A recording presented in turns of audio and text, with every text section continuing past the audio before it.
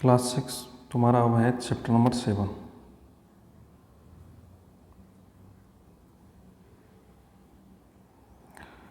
पौधों को जानिए।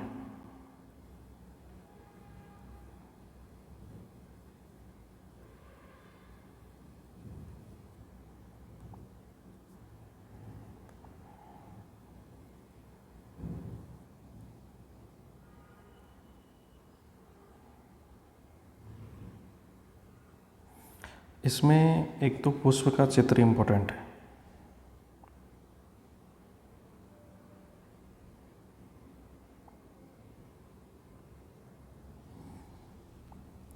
पुष्प का जो चित्र है वो इम्पोर्टेंट है। जैसे कि मैंने आपको क्लास में भी करवाया है ये वाला डायग्राम, दोबारा बता रहा हूँ मैं आपको। जैसे कि पुष्प के अंदर जैसे आप बैंगन, मिर्ची, इनके अंदर आप देखते हो कि बाहर जैसे कि ये आपकी मिर्ची है, तो मिर्ची के ऊपर यहाँ पे ऐसे इस तरीके से है और इस तरीके से कुछ स्ट्रक्चर्स होते हैं इस तरीके से। तो ये क्या होता है बेटा, इनको बोलते हैं, जो पुष्प होता है पहले मिर्ची का ये, तो इनको बोलते हैं दल अथवा बाह्य दल।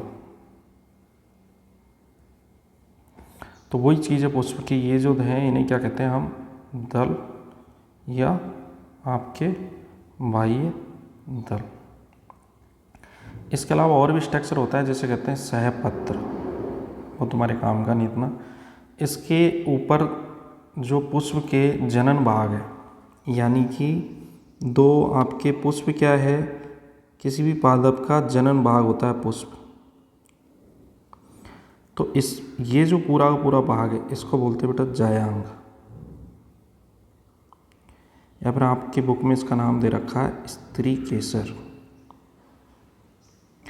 तो इसको बोलते हैं वर्तिकाग्र, इंग्लिश में इसको बोलते हैं आपके स्टिग्मा। ये होता है आपके वर्तिका स्टाइल। और ये जो नीचे बिल्कुल गोल गोल टाइप से दिख रहा है ये, इसको अगर मैं यहाँ बनाऊँ, इस तरीके से स्ट्रक्चर बनाऊँ, तो एक हांडी टाइप होता है ये। तो इसको पूरे को बोलते हैं बेटा क्या, अंडाशय।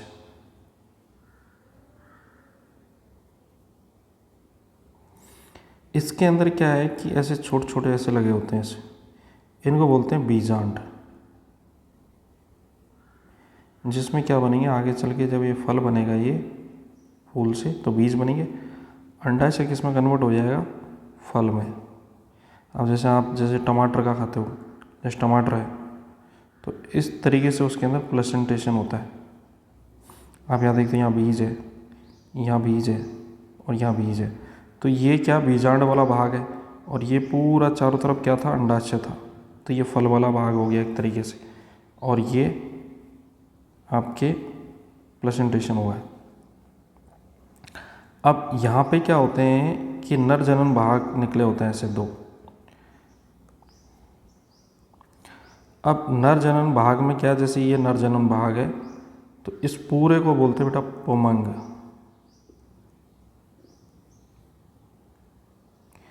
ये जो पार्ट है ऊपर वाला, इस पर्टिकुलर रीजन में बोलते हैं पुंकेसर। इसके अंदर छोटे छोटे कण पाए जाते हैं, उन्हें कहते हैं पराग कोश। जैसे मैं इसको यहाँ बना देता हूँ, इस स्ट्रक्चर को गोल गोल को, इस छोटे छोटे पुंकेसर, ये पूरा क्या बनाया मैंने, पुंकेसर। और इस पुंकेसर के अंदर जो छोटे छोटे कण हैं इनको बोलते हैं पराग को। ठीक है। अब क्या होगा, हवा हवा चलेगी, ये फटेंगे, फटने के बाद ये यहाँ जाके गिरेंगे किस पे, वर्तिकाग्र पे। ये धीरे धीरे यहाँ चले जाएंगे अंदर। तो अंदर जब ये जाएंगे तो यहाँ पे क्या है कि अंडप होता है,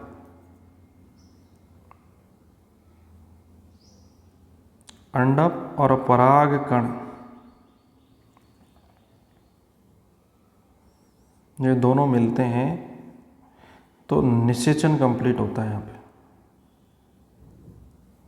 निषेचन के बाद क्या होता है कि पूरा ये जो अंडाशय है, इसके अंदर ऐसे ऐसे स्ट्रक्चर बनते हैं कि वो आगे चल के फल में कन्वर्ट होता है ये। अब आपको पता है कि फल होगा, फल के अंदर बीज होगा, इस बीज को जब आप दोबारा अर्थ में डालोगे, भूमि पे, यानी कि ये जो बीज है इसको जब दोबारा ज़मीन में डालेंगे, भूमि में हम, तो इससे क्या बनेगा, पेड़। और पेड़ पे दोबारा क्या लगेंगे, पुष्प। पुष्प में क्या लगेंगे, फल।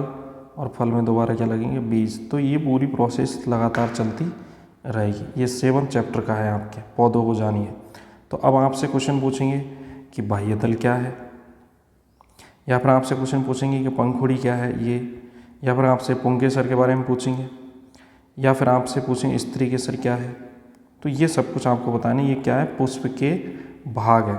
वर्तिकाग्र क्या है, वर्तिका क्या है, अंडाशय क्या है, बीजांड क्या है, ये स्त्री केसर के क्या है, भाग है, जिनको मैं आपको बुक से बता देता हूँ। 1 मिनट। जैसे कि आपकी बुक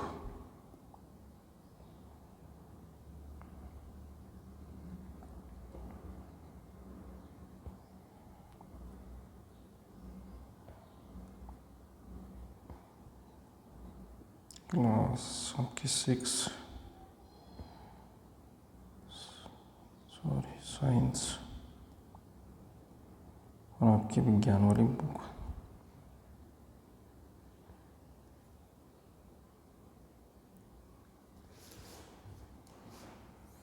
इसके अलावा आपसे जो क्वेश्चन इस चैप्टर से पूछे जाएंगे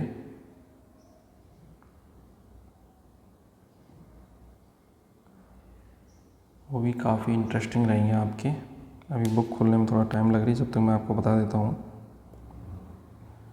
देखो,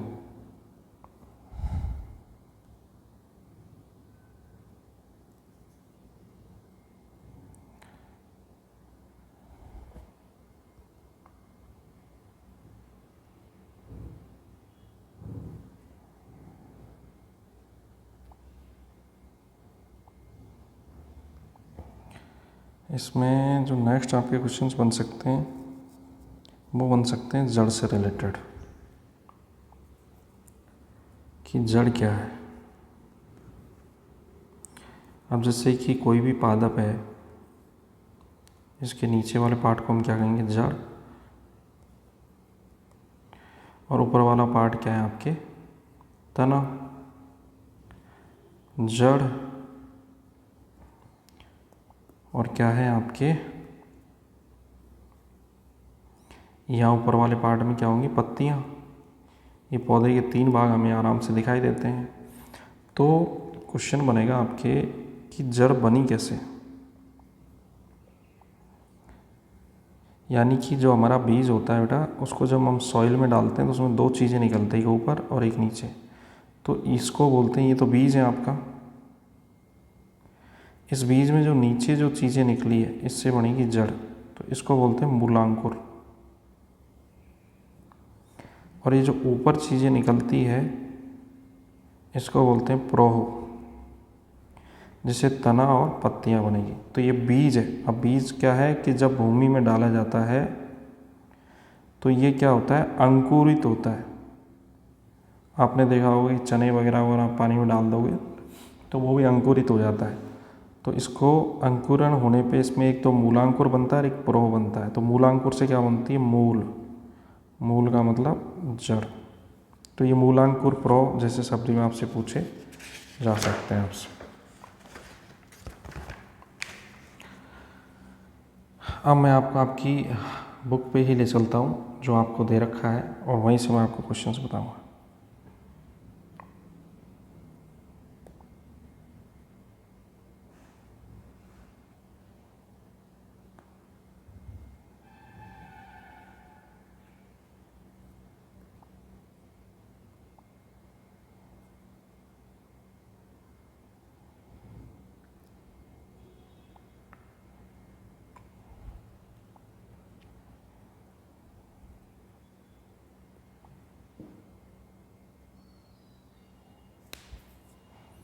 इसके अलावा आपके पत्ती का जो शिराविन्यास होता है उससे रिलेटेड क्वेश्चंस आपसे पूछे जा सकते हैं।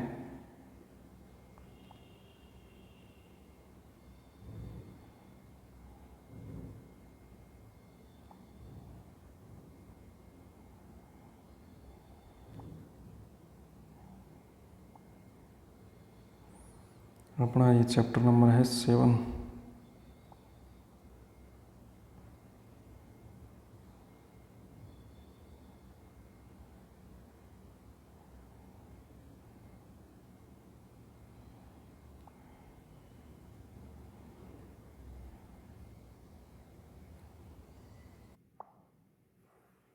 बुक्स अभी खोल नहीं रही है तुम्हारे ऑनलाइन, तो तुम्हारी इसी जो मुझे याद है मैं उसी से पढ़ाता हूँ तुम्हें। बुक्स खोलने में प्रॉब्लम आ रही है तुम्हारे ऑनलाइन, अगर बुक्स खुल जाती तो बुक्स से ही पढ़ा था। तुम्हारे जो चैप्टर क्या नाम है इसका, वो 2 में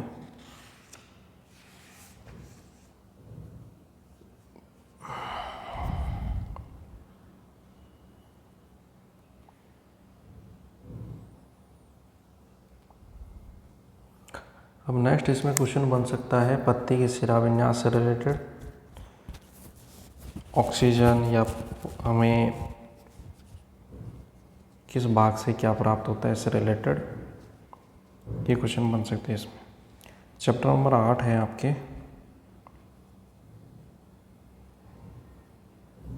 जिसका नाम है शरीर में गति।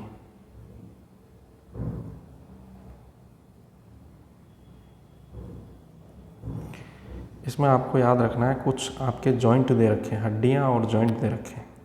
जैसे कि जॉइंट दे रखा है आपको धुरांग, अचल, फिक्स्ड जैसे बोलते हैं, और एक आपके है ball and socket,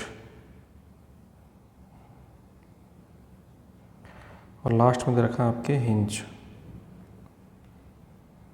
joint. Ball and socket वही है जिसे हिंदी में कहते हैं कंदुकन खली का संधि, और हिंज तो हिंदी में भी हिंज ही है। अचल को इंग्लिश में बोलते हैं बेटा फिक्स्ड, और दुरांग आपके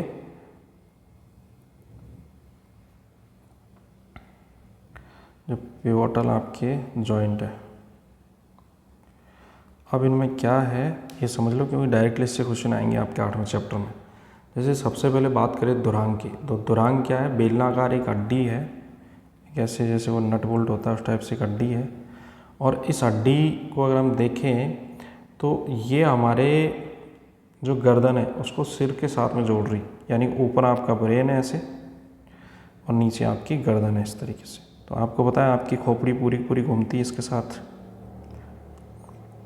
आप इधर नो सर गर्दन हिलाते हो, कोई चीज़ नहीं चाहिए तो, कोई चीज़ चाहिए तो ऊपर से नीचे गर्दन करते हो। तो ये है आपकी दुरांग। फिर आपका दूसरा है फिक्स्ड, जो है वो आपके है, यानी कि ऐसी कुछ हड्डियां हैं शरीर में जो गतिमान नहीं है, फिक्स है। जैसे कि आपको पता है कि आपकी खोपड़ी की कुछ हड्डियां हैं, 8 हड्डियां हैं खोपड़ी में। इसके अलावा आपको पता है कि आपका जो ऊपरी जबड़ा है, जो ऊपरी जबड़ा है जिसमें आपके दांत लगे हुए हैं, नीचे का जबड़ा तो देखो हिल जाता है आपका, लेकिन ऊपर का जबड़ा देखो फिक्स है। तो ऊपरी जबड़ा जॉब्स, ऊपरी जो आपका जबड़ा है।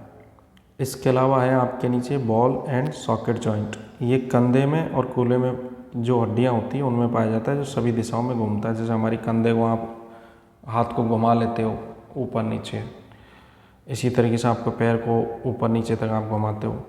इसके बाद में है आपके जो बहुत ही ज़्यादा इम्पोर्टेंट नहीं है, हिंज। हिंज की अगर मैं बात करूँ तो हिंज में जो आपके है वो मैंने आपको 1 मिनट, हिंज का कहाँ गया एग्जाम्पल। हिंज आपको ध्यान हो तो मैंने आपको समझाया था कि आपके जो किवाड़ होते हैं दरवाजे, उसमें ऐसे सॉकेट्स लगे होते हैं और ये दोनों तरफ ही होते हैं, इस तरीके से खुलता है ये। तो आपको पता है कि आपका जो किवाड़ है वो पूरी तरीके से नहीं खुल सकता, उसमें हिंज होते हैं। हिंज को इंग्लिश में कहते हैं आपके हिंजी कहते हैं हिंदी इंग्लिश में। तो इसी तरीके से जैसे हमारे हाथ की हम एल्बो देखें कॉर्नी, तो कॉर्नी से नीचे आप हाथ को नहीं ले जा सकते। ऐसे ही पैर को आप घुटने को पूरा सीधा कर दो, उसके बाद और सीधा नहीं कर सकते पैर को। यह है आपका हिंज वाला। तो आपके घुटने की संधि और कॉर्नी वाली में हिंज पाए जाते हैं। तो केवल इनको याद कर लेना, ये 4 इंपॉर्टेंट है। फिर इसके अलावा कुछ गतियां हैं, जैसे पेशियों के कारण गतियां होती है। अब आपको पता है जैसे केचुआ है, तो केचुए में क्या ऐसे मसल्स पाई जाती है, वो अपने आकार को छोटा करेगा ऐसे, मसल्स को सिकोड़ेगा। अब जैसे मसल्स फैली हुई है अभी, तो फैली हुई है तो उसका आकार बढ़ गया है, और ये सिकड़ी हुई है तो वो अपने आकार को छोटा करता है फिर फैलाता है। तो वो इस तरीके से पेशियों से क्या, मसल से क्या गति करता है। इसके अलावा आपके बाह्य कंकाल के रूप में क्वेश्चन आते हैं आपके कि बाह्य कंकाल किस किस में है।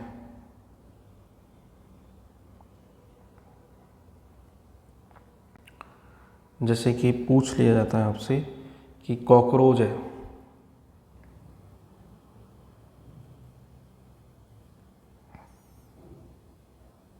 तिलचट्टा बोलते हैं इसको।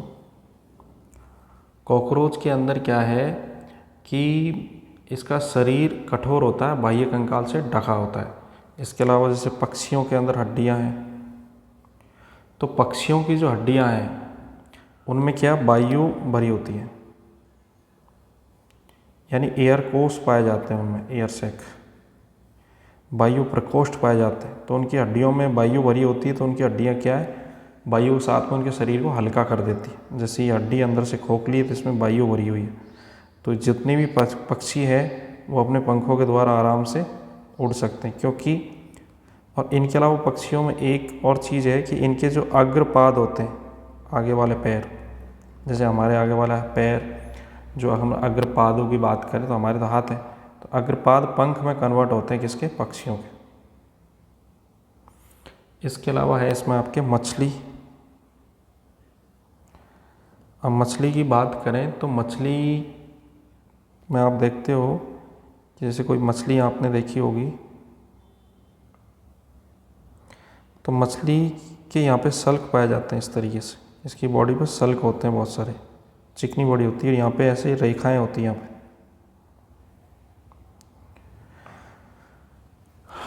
इसके अलावा अगर हम बात करें जैसे स्नेक है, सर्प है, तो सर्प के अंदर क्या है कि इसकी जो हड्डियाँ वो वलयाकार होती है ऐसे।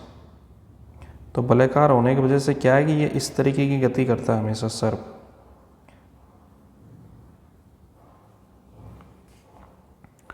यही क्वेश्चन है आपके चैप्टर 8 में।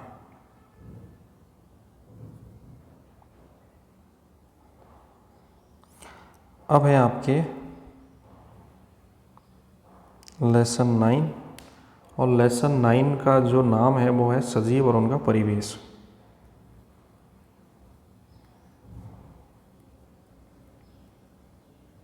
उनका परिवेश का मतलब वातावरण।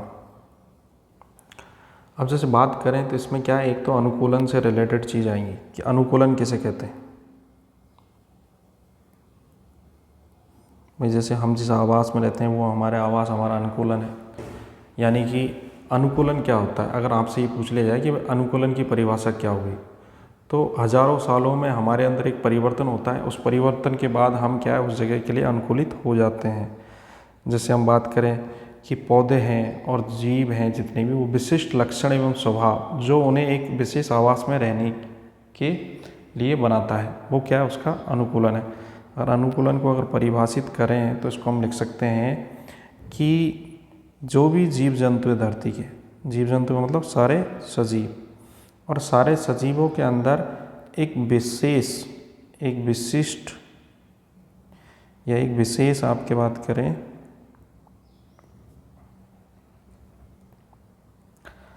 एक विशेष लक्षण पाया जाता है और उसका एक विशेष स्वभाव होता है, जो एक विशेष यानी विशेष लक्षण और विशेष स्वभाव के कारण इसे एक विशेष आवास में रहने के लिए तैयार करता है। अब देखो जैसे मछली है, अब आपको पता है कि मछली का जो स्ट्रक्चर है वो देखो, आगे से थोड़ा सा नुकीला, फिर बीच में मोटा इस तरीके से, और फिर लास्ट में इस तरीके से, फिर इसके पंख होते हैं ऐसे मछली के, ठीक है। तो यहाँ पे आप देखते हो कि मछली का जो स्वभाव है, उसका जो आवास है वो कहाँ रहने का, जल का है। अब मछली को अगर आप देखोगे तो अगर मछली की जगह अगर मैं बात करूँ कि ऊँट है, अब ऊँट को छोड़ दिया जाए पानी में तो मर जाएगा, लेकिन मछली को छोड़ दिया जाए रेगिस्तान में तो वो भी मर जाएगी। तो इनका एक विशेष लक्षण होता है, विशेष स्वभाव होता है, उसके आधार पे एक विशेष आवास में ही रहते हैं। इन सारों को अगर एक साथ बोला जाए तो ये सारा क्या है, अनुकूलन है। अब मैं अनुकूलन की परिभाषा बोल रहा हूँ, ध्यान से सुनना, कि पौधे और जीवों के विशिष्ट लक्षण एवं स्वभाव, यानी कि लक्षण और स्वभाव जो उन्हें एक आवास विशेष में रहने के लिए अनुकूलन प्रदान करते हैं या अनुकूलन बनाते हैं, उसे कहते हैं बेटा अनुकूलन। अब जैसे इसका जो बात करें, एग्जाम्पल है कि मैदानी क्षेत्र का कोई व्यक्ति है, उसको पहाड़ी क्षेत्र पर जाने में थोड़ा सा समस्या होगा, क्योंकि वो मैदान में रहता है, पहाड़ों में रहने की उसकी आदत नहीं है। और इसी तरीके से अगर हम देखें कि एक आवास के जंतु दूसरे आवास के जंतुओं में नहीं रह सकते, जैसे कि भालू है, जैसे जिसके शरीर में बहुत सारे बाल पाए जाते हैं, अब उसको हम क्या है कि रेगिस्तान में नहीं छोड़ सकते, वो बर्फीले क्षेत्र में ही रहना पसंद करेगा जहाँ बर्फ़ पड़ती है, क्यों, उसका शरीर की अडेप्टेशन ही इस प्रकार से उसका अनुकूलित बनाया गया है। तो ये है आपके चैप्टर नंबर 9 में। इसके अलावा और भी चीज़ें हैं, जैसे कि आवास किसे कहते हैं, यही क्वेश्चन आपसे पूछा जा सकता है। तो आवास क्या होता है, किसी आवास में पाए जाने वाले सभी जो जीव जंतु हैं वो उसके जैविक घटक है। अब आवास में क्या है, मिट्टी है, वायु है, अनेक निर्जीव वस्तुएं भी पाई जाती है जो आवास के अजैविक घटक है, यानी कि ऐसी जगह रहने की जहाँ पे सजीव वस्तुएं भी मिलती है उसे और निर्जीव वस्तुएं मिलती है, उसका एक क्षेत्रफल होता है जिसमें वो रहता है। तो हम बात करें, इसके अलावा ऊँट का, इनका मैंने आपको एग्जाम्पल दे ही दिया है, पानी वाला एग्जाम्पल दे दिया है कि मछली है, मछली के शरीर पे क्या धाराएं पाई जाती है। जैसे कि दूसरे शब्दों में बात करूँ, समुद्री जंतु हैं, उनके धारा रेखीय शरीर होता है उनका। और ऑक्टोपस है, इन पे आमतौर पे धाराएं नहीं पाई जाती, पर फिर भी वो जल में भी रहते हैं। इसके अलावा अगर हम बात करें तो जैसे कि पादपों में बात करें पर्टिकुलर, तो जैसे रेगिस्तान में जो पादप पाया जाता है, अब जैसे कि एक नागफनी का पौधा होता है, जो आपके होता है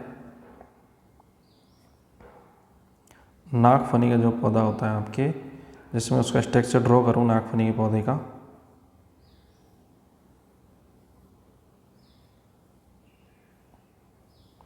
तो आप देखो इसकी त्वचा पे ऐसे कांटे पाए जाते हैं बेटा,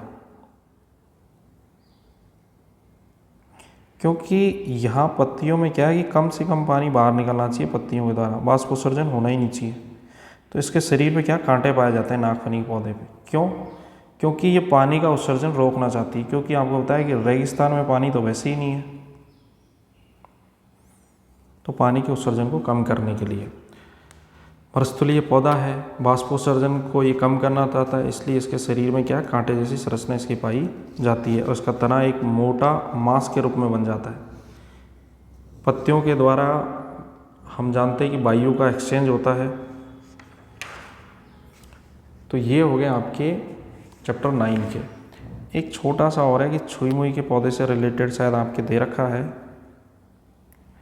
इसे लाजवंती पौधा कहते हैं।